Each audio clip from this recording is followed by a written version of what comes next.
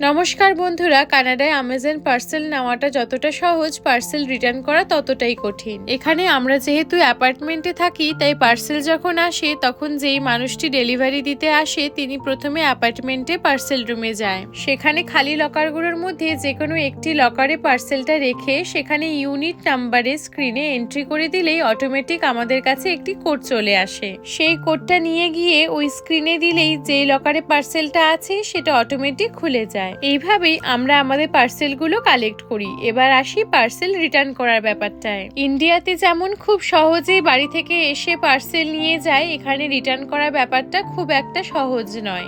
Return নিজেদেরকে করতে হয়। যে কোনো পার্সেলে যখন রিটার্ন রেজ করা হয় তখন একটা রিটার্ন লেবেল আসে, সেটাকে প্রিন্ট করে যেই বাক্সে পার্সেলটি এসেছে তার মধ্যে ভালোভাবে লাগিয়ে নিতে হয়। পার্সেলটা প্যাক করে তারপর গিয়ে বিভিন্ন ড্রপ সেন্টার থাকে, তার মধ্যে যে কোনো একটায় গিয়ে আপনি ড্রপ করে আসতে পারবেন। তবে জানেন তো, এখানে কোনো এক্সচেঞ্জ পলিসি নেই। ভিডিওটি ভালো লেগে থাকলে পেজটি ফলো করতে ভুলবেন না। টাটা।